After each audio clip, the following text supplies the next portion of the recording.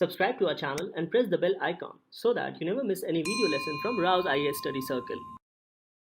Join the official Telegram channel of Rao's IAS Study Circle to stay updated and get all the materials on the Telegram. The link to the channel can be found in the description box. Hello and welcome to Daily News Simplified, an answer to what, why and how of newspaper reading from UPSC Civil Services examination perspective. Now today let us take up the New Delhi edition of the Hindu newspaper dated 19th September 2022. These are the list of the news for today's discussion and their timestamp has been provided in the YouTube description. Now let's take up this news on page number 6 to understand about online dispute resolution. And Nandan Nilekani, while addressing the convocation of NLSIU, says that online dispute resolution is an example of social engineering as it helps to address disputes, particularly for the small and medium value cases. Now, this topic of online dispute resolution becomes important, particularly from the perspective of GS Paper 2. And in this regard, NITI Aayog, under the chairmanship of Justice A.K. Sikri, has released this particular document titled Designing the Future of Dispute Resolution, the ODR Policy Plan for India. And ODR here refers to online dispute resolution. Now, ODR refers to settling disputes by using technology. However, ODR goes much beyond settling disputes, as it proposes to utilize various ICT tools, that is Internet and Communication Technology tools, such as artificial intelligence and even machine learning, to settle some of the disputes. And here, ODR as a mechanism offers more than mere dispute resolution, as according to this paper, it provides for a 4-layer model for access to justice. Hence, ODR is more than mere dispute resolution. And apart from dispute resolution, it also provides for dispute containment, that is out of court settlement and mediation, dispute avoidance, that is legal guidance and assistance for those with grievances, and also it promotes legal health promotion.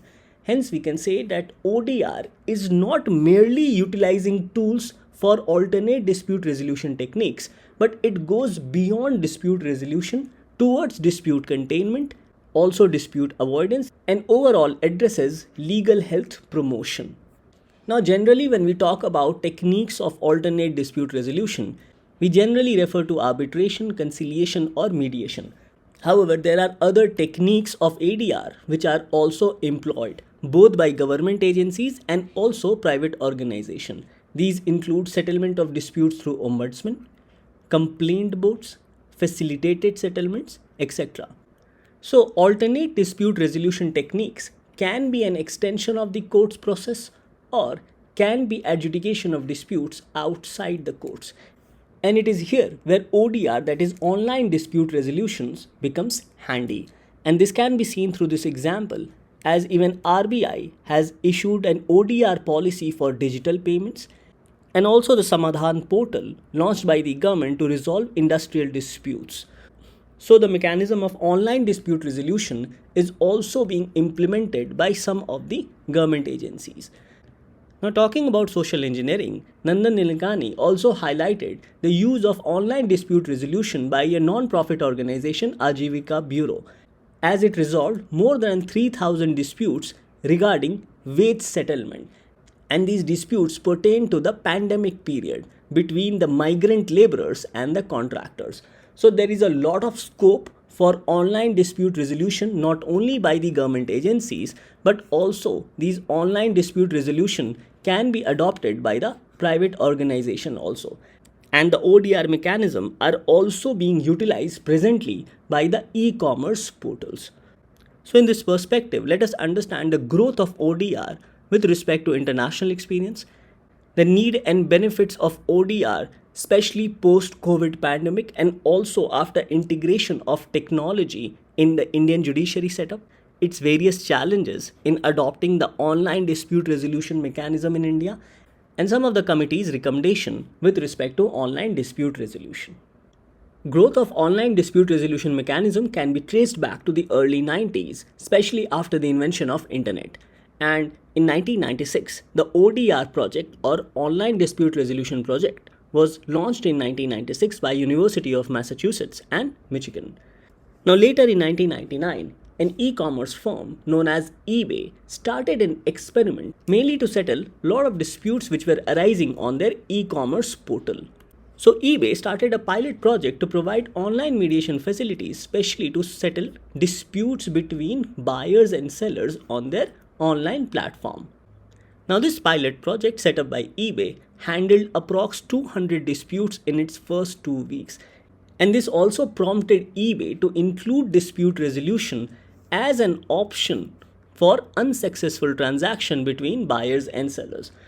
Now even today this is what we generally do. If we are not satisfied with any product or any services offered by Amazon or say Swiggy or any other portal. And by the year 2010, eBay was handling over 60 million disputes per year through its online platform. So the experiment carried out by the e-commerce firm eBay was successful, and this led to the overall growth of ODR startups in United States of America. And after this boom in online platform to resolve disputes between buyers and sellers, it was later adopted by the government and judiciary in America in 2004. That is, the government and judiciary adopted the online dispute resolution mechanism after it was being successfully implemented by the e-commerce firms. So this international experience of online dispute resolution and its successful implementation has prompted the NITI Aayog and its committee to adopt similar models in India. So here it highlights that the successful integration and co-option of ODR across the world has ultimately led to the development of few models of ODR, all of which have been running in parallel across the globe. So various models of this online dispute resolution are running across the globe, maybe in different format, and these includes in-house private ODR platforms run by individual businesses, private ODR platforms or service providers catering to different categories of disputes and multiple modes of resolution, government-run or state-sponsored ODR programs and platforms, and court-annexed ODR system. That is online dispute resolution system, which is an extension of court process. So generally these are the different models being carried out across the globe with respect to online dispute resolution. And based on these different models being successfully implemented across the globe, NITI Aayog also sought to promote online dispute resolution mechanism in India. The life after COVID-19 pandemic was very different, as COVID pandemic saw a lot of shutdown, including the shutdowns by judiciary, and this increased pendency of litigation. An online dispute resolution mechanism offers an alternative despite future shocks from such pandemics or any new pandemic. So there are various benefits in adopting the online dispute resolution mechanism, and these benefits as highlighted in this report are the fact that it is cost effective, the fact that it is convenient and quick, the fact that it allows for customizable process, that is the process can be customized based on different cases or based on the requirement of the customer. It encourages dispute resolution at the first place, and also it limits implicit bias caused by human judgment by incorporating various information technology tools. So regarding cost effectiveness, the report says that it has both aspects. It saves direct cost and also there are indirect cost which a company entails. So talking about the cost effectiveness, particularly the direct cost, it says that it provides relief from economic burden to a number of population, especially the marginal section. It avoids expense of travel and dispute settlement for such consumers. And ODR also has the potential to reduce legal cost by way of reduced time for resolution and by doing away with the need for legal advice in select category of cases. So these can be said to be some of the direct cost effective nature of online dispute resolution mechanism. And apart from these tangible or direct costs, there are also other indirect costs often faced by enterprises on account of lengthy litigation proceedings. For instance, enterprises see a loss of productive time, loss in well-being of people, loss in investor confidence, reduced investment, and consequently slower economic growth. So online dispute resolution mechanism can help in mitigating these direct and also indirect costs, and therefore can prove cost effective both for the consumer and also for the enterprises. The second point is that use of ODR will make access to justice convenient and quick. Now this can be understood with the example of India Justice Report of 2019, and according to this report, in 21 states and union territories, cases in district courts remain pending for 5 years or more on an average. So use of online dispute resolution mechanism will not only make the entire process convenient and quick for the customers, but it will also help to reduce pendency of cases. As the major reason for increased pendency of cases, especially in district courts, are excessive adjournments provided in such cases, increasing number of vacancies both at the level of administrative and judicial staffs, and also the complex litigation process involving multiple participants. So the online dispute resolution mechanism addresses such delays by providing a faster and more convenient process for resolution of disputes. And overall, ODR helps to simplify the process by providing a fixed timeline, as physical presence of consumers or litigants are not required, and this will also help to settle cross-border disputes as well. The third point is that online dispute resolution will allow customizable process. So there can be hybrid models or different models based on the nature of cases, and integration of technology in resolving these disputes will further help to hybridize or customize the process for the litigants. And effectively, it will help to develop new models of dispute settlements. And because of customizable process, it will encourage dispute resolution among parties. As online dispute resolution can address variety of concerns of the parties, it improves access to justice by removing physical barriers. And also, the online dispute resolution process limits implicit bias caused by human judgment. So the settlement of disputes shall be based on the claims and not on the identity of the claimant. And settlement of disputes by relying more on documents rather than the identity of the person will limit implicit bias caused by human judgment. So these are some of the benefits as highlighted in the committee report. However, the committee report also highlights for certain long-term benefits for the overall society, that is both for the consumers and also for the enterprises and also for the society at large. Thus, increased use of online dispute resolution mechanism will not only increase awareness about the rights of both individuals and enterprises, but also this will improve access to justice by removing physical barriers. Further, integration of technology as a part of ODR mechanism will help to level bargaining power of both parties, as settlement of disputes will be based on documents and not on the identity or bargaining power of the litigant. Thus, availability of ODR mechanism will overall improve the ease of access towards settlement of disputes. And this will also improve ease of doing business and also improve investors' confidence. Further, this will also lead to transformation in legal paradigm, as it will lead to democratization of justice delivery by the use of technology. Further, transformation in legal paradigm will also be witnessed by lowering pendency of such cases, as there will be increased use of online dispute resolution mechanism. So overall, these can be said to be some of the long-term benefits for the use of online dispute resolution mechanism in India. Now moving forward with respect to challenges in adopting ODR mechanism in India, the committee highlights three major challenges. These are structural challenges, behavioral challenges, and operational or regulatory challenges. Now talking about structural challenges, the committee report highlights that there is a lack of digital infrastructure and also access to digital infrastructure, especially in the rural areas. Hence, there is a need to improve digital infrastructure in India, including access to computers, smartphones, and medium to high bandwidth internet connection, especially in the rural areas. Further, there is a need to focus on improved digital literacy in India. Now, this is important because in India, digital literacy often varies across age, ethnicity, and geography.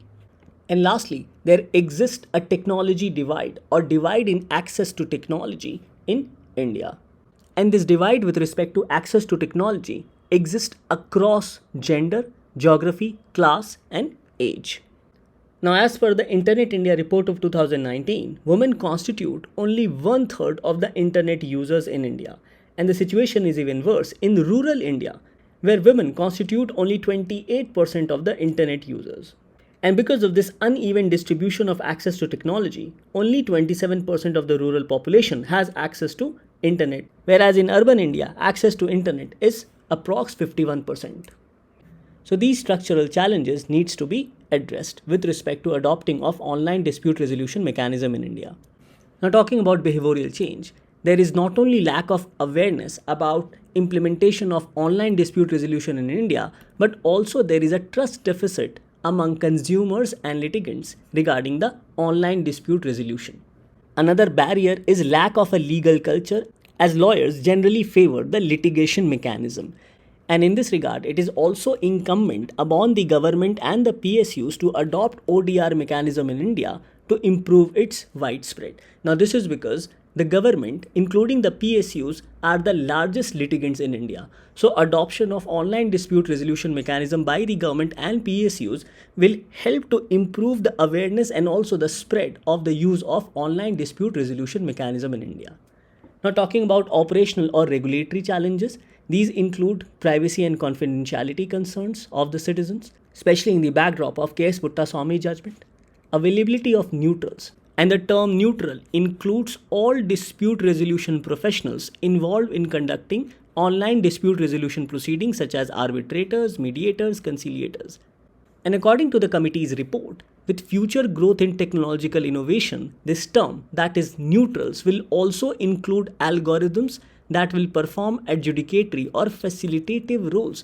So neutrals are not only those dispute resolution professionals, but in future it will also include algorithms which will perform adjudicatory functions or provide facilitative roles to the litigants.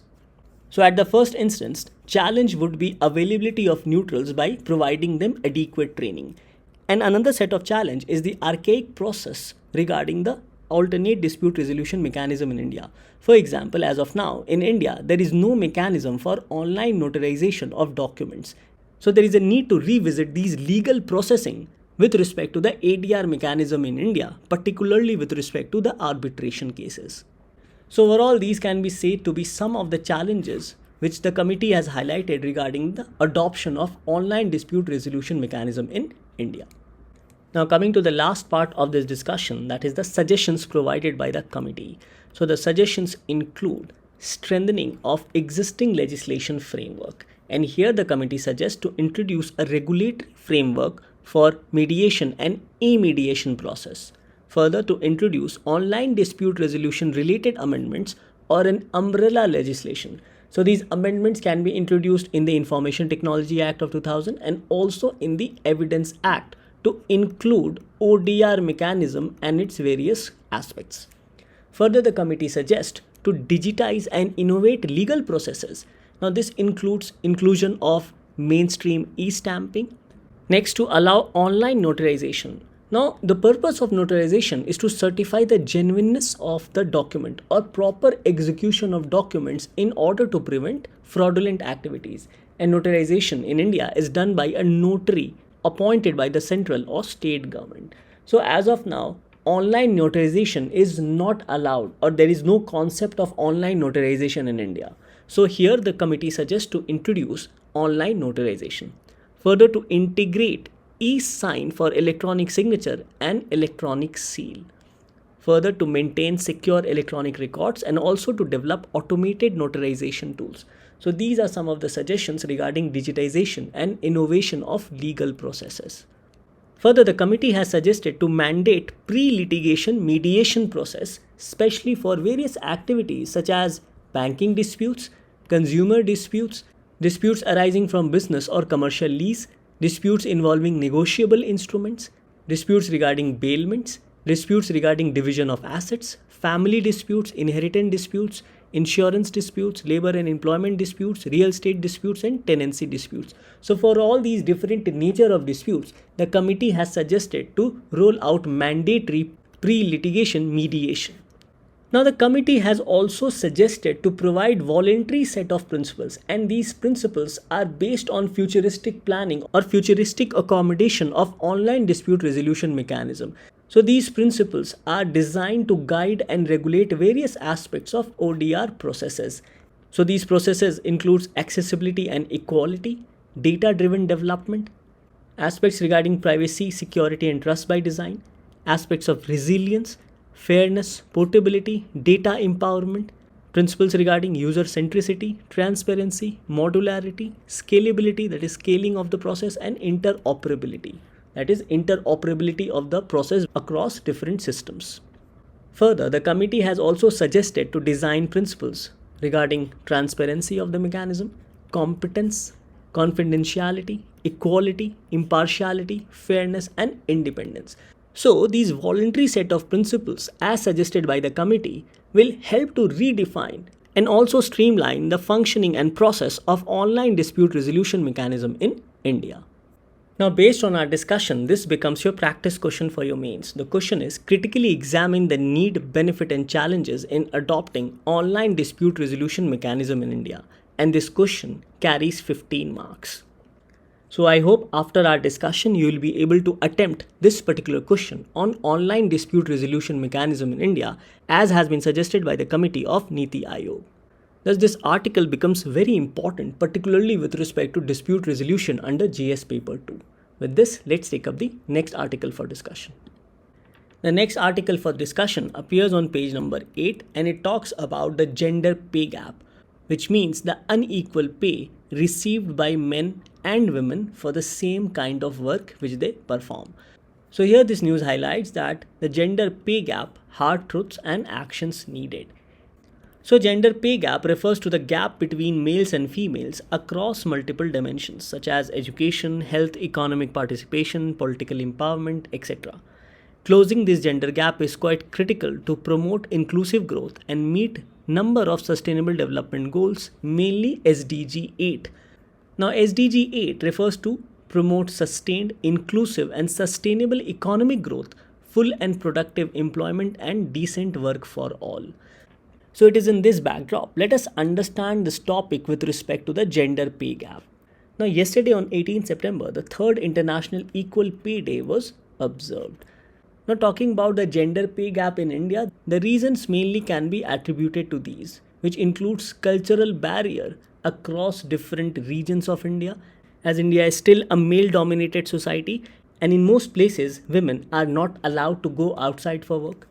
The impact of COVID-19 has further increased the pay gap between men and women, poor education among girls, lack of skills necessary to do a particular job, impact of maternity, household work, and also discrimination of women at workplaces.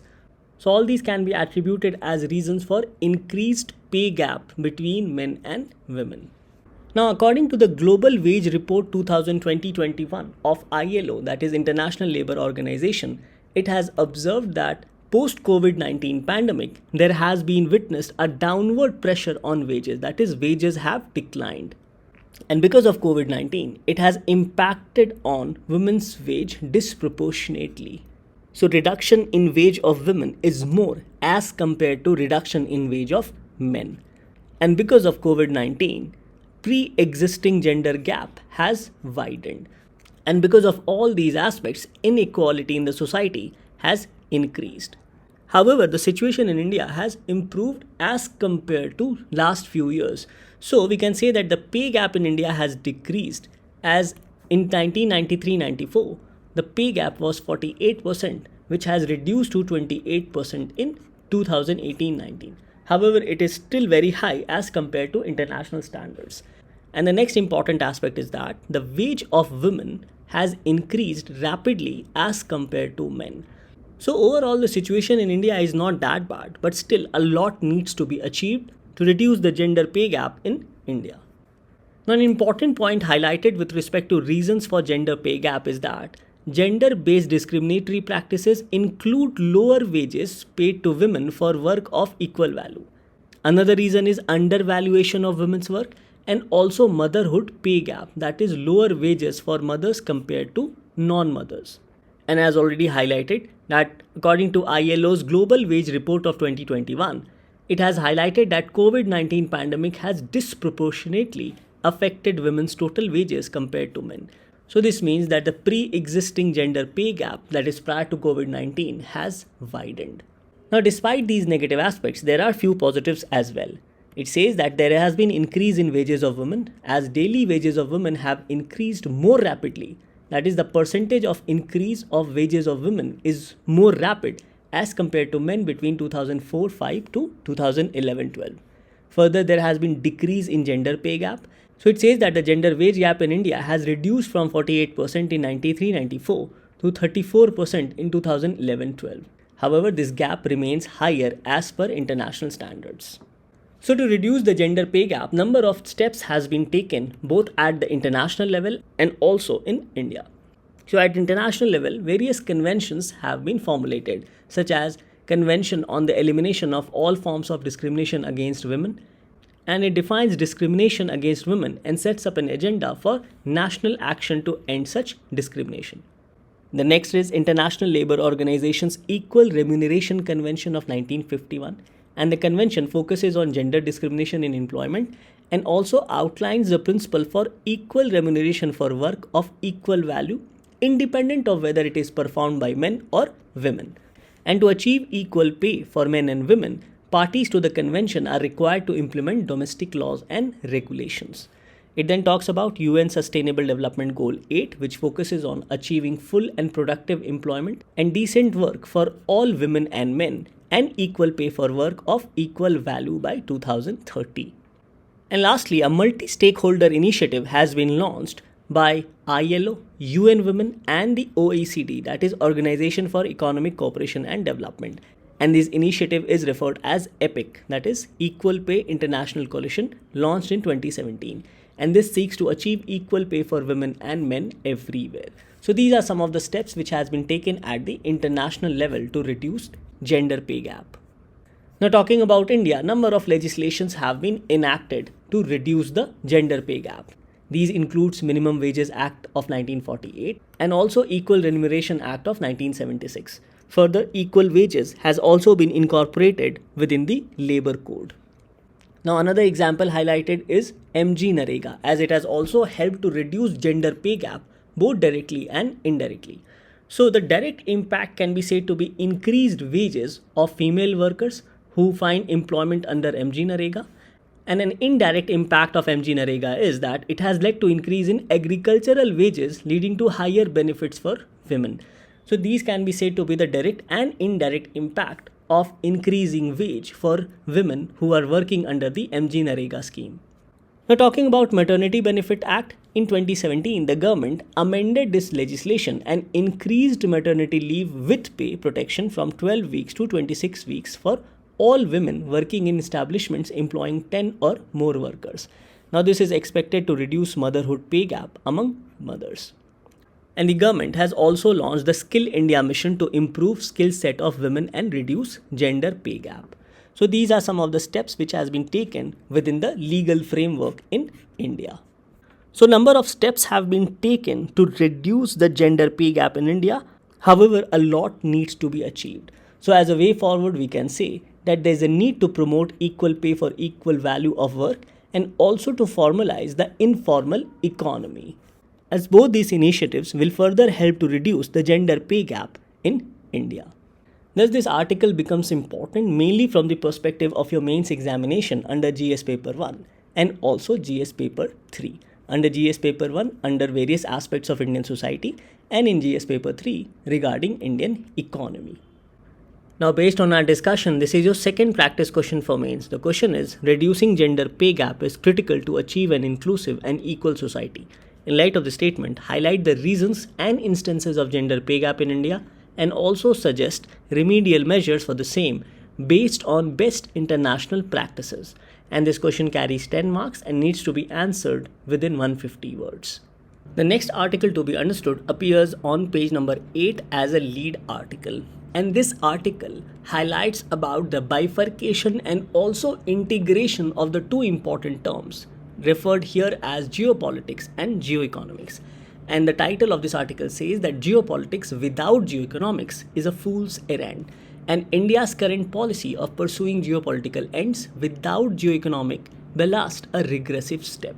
So here the article suggests that India's understanding of world politics is focused more on the geopolitical aspect rather than on the geoeconomic aspect.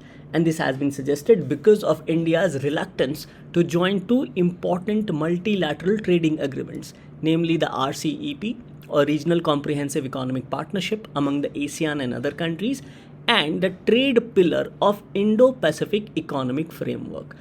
Although India has joined the other pillars of Indo-Pacific Economic Framework, which are supply chains, clean energy, and decarbonization and infrastructure. And it is here where the article suggests that in the present circumstances, as such, there is no bifurcation which exists between geopolitics and geoeconomics, and rather, it is the geoeconomics which is considered to be the foundation of geopolitics. However, the understanding of India is slightly different, and it is here where the article suggests that it is a regressive step and might cost India with respect to its growing influence in the Indo-Pacific region only based on its geopolitical aspect. Now, regarding the IPEF, it says that IPEF, or Indo-Pacific Economic Framework, was launched by United States President Joe Biden in Tokyo on the sidelines of Quad in May 2022. And the four pillars include trade, supply chains, clean energy, decarbonization and infrastructure, and tax and anti-corruption. Now, India has joined the other three pillars but not joined the trade pillar.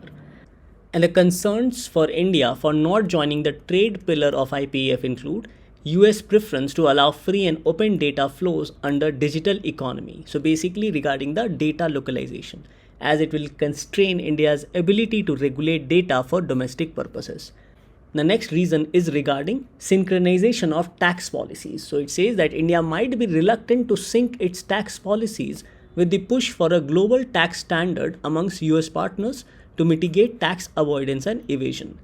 And the third concern is that labor standards and non-tariff barriers will remain a bone of contention for India. So these may be the reasons as to why India has shown reluctance in joining the trade pillar of IPEF.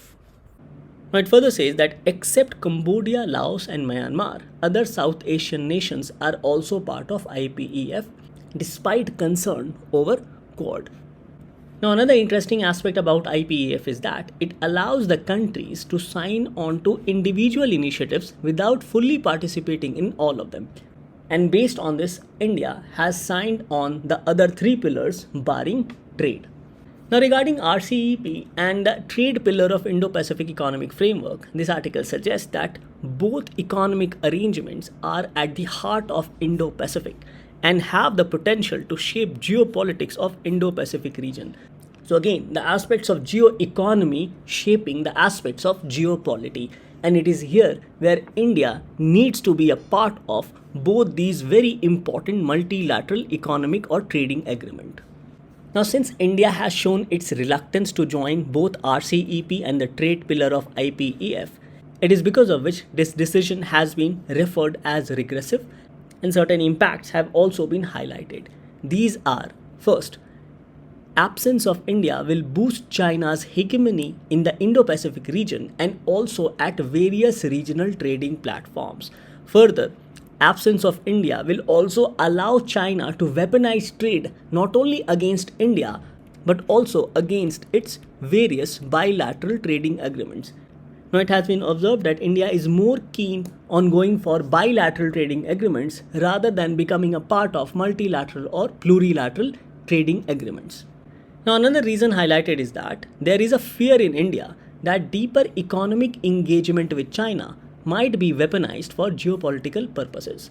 So the point here is that it's better to face the challenges in the present circumstances rather than allowing China to have deeper economic engagements with other partners in the Indo-Pacific region, including Australia.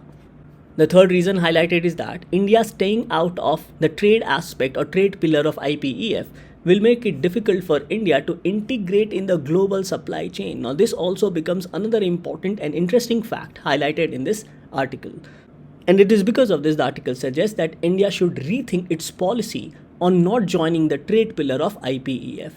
It further says that India needs to address its own growth and challenge and needs to attract especially those businesses which are leaving China, as it has been observed that most of the businesses which are leaving China are either joining Taiwan or other countries but are not very keen on coming to India. So India needs to address its own issues with respect to economy and also ease of doing business in India.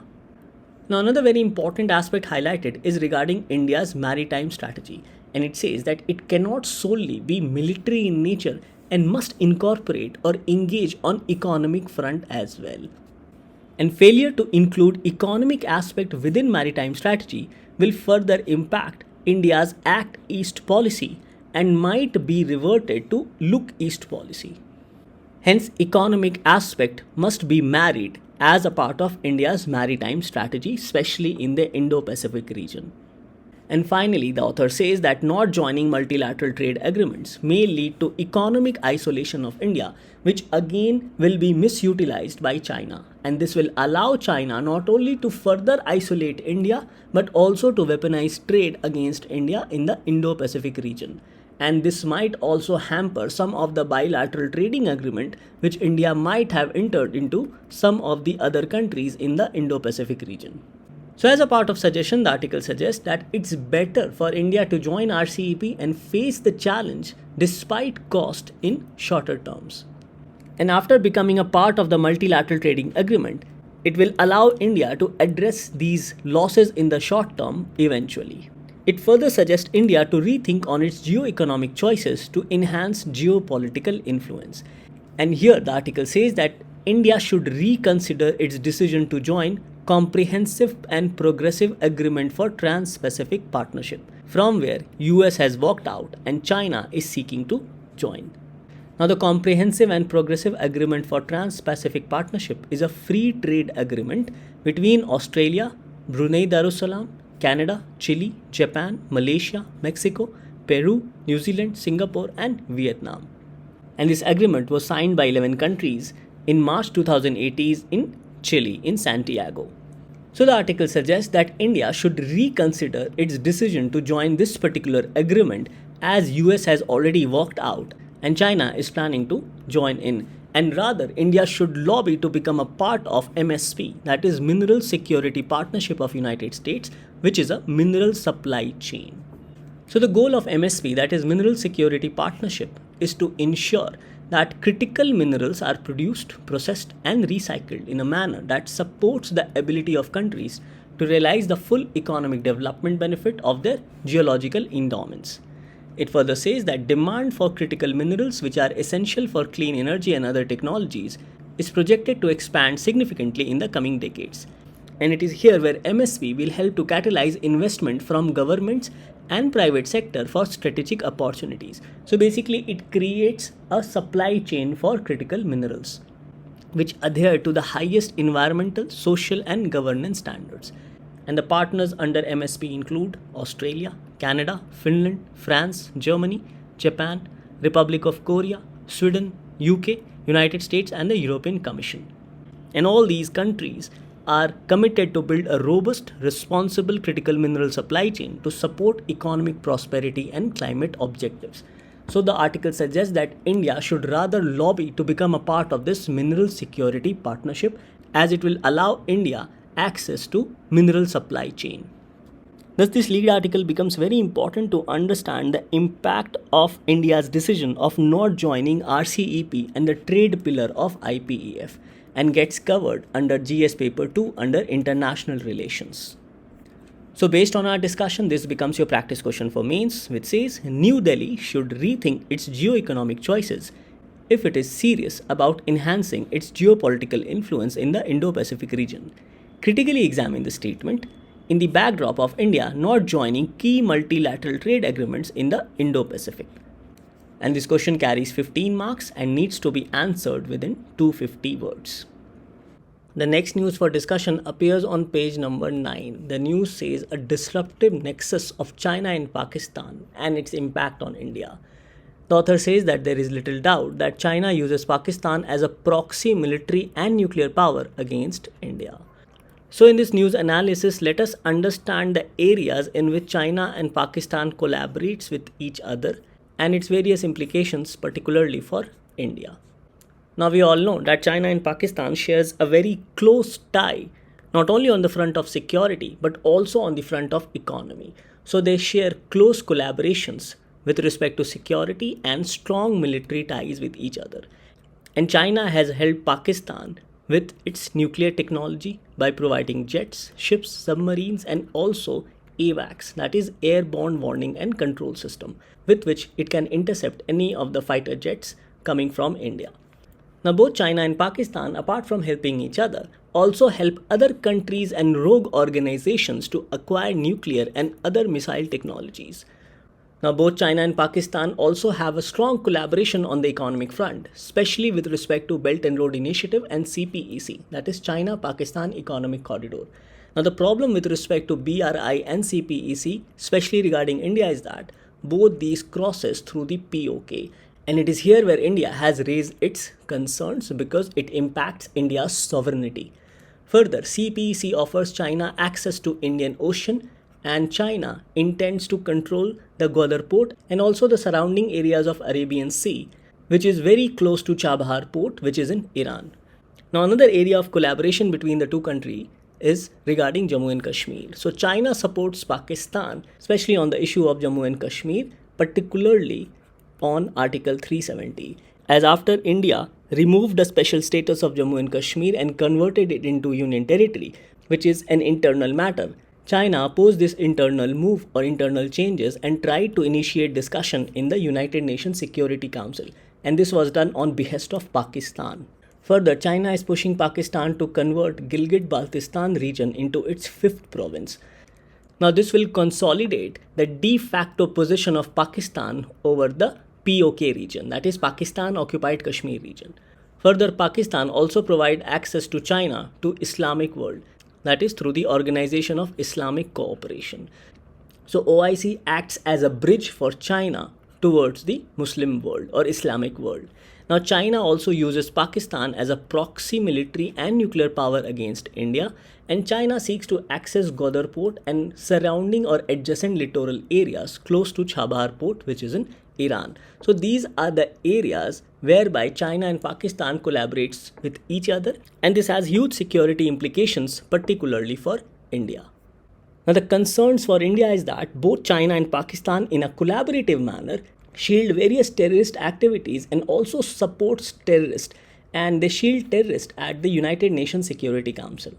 Further, hostility of both Pakistan and China towards India presents us with a scenario of two-front war, that is war from both sides, that is from the western sides and also on the eastern side. Now, another implication for their joint collaboration is that to keep India at the sidelines, especially at the regional and multilateral forums, which we have just seen in the previous news. Further, to deepen security partnership and also have a strong relation with the deep state of Pakistan. Now, the whole idea here is to destabilize India, especially on the border regions. Now, another implication is regarding the regional dynamics. And here China wants to increase its influence not only in the CIS countries but also in Taliban-ruled Afghanistan. And overall, their collaboration further destabilizes South Asia, particularly areas adjacent to India or areas which share borders with India, such as Bangladesh and also Sri Lanka. So these are some of the implications of a strong collaboration between China and Pakistan, especially on India. Now, despite these close collaboration between China and Pakistan, China has provided huge amount of credit to Pakistan, and there are signs of resent in Pakistan regarding over economic dependence on China, as the recent example of Sri Lanka did not go well. So there are certain segments of Pakistan population and the political class which is raising its voice against extreme dependence on China, especially the economic dependence. So based on our discussion so far, this becomes your practice question for mains. The question is, deepening collaboration between China and Pakistan on several fronts presents a difficult scenario for India. Examine. And this question carries 10 marks, needs to be answered within 150 words. Now, this news appearing on page number 9 highlights about the mental status of prisoners in India, whereby it says that there is a need to move beyond medical approach to treat the mental aspects of the prisoners. And it is important to identify the social and underlying determinants of mental health of the prisoners. Now, this topic of overall prison reform has been dealt recently by Gaurav Sir on 6th May 2022. And to understand more about stronger mental health strategy, you can go through the DNS of 8 June 2021. Now, what I have done, I have provided the link of both these DNS so that you can go through the important highlights of both Indian prison reforms and also step towards a stronger mental health strategy in India. So with this, we come to an end to today's analysis. Thank you for watching DNS.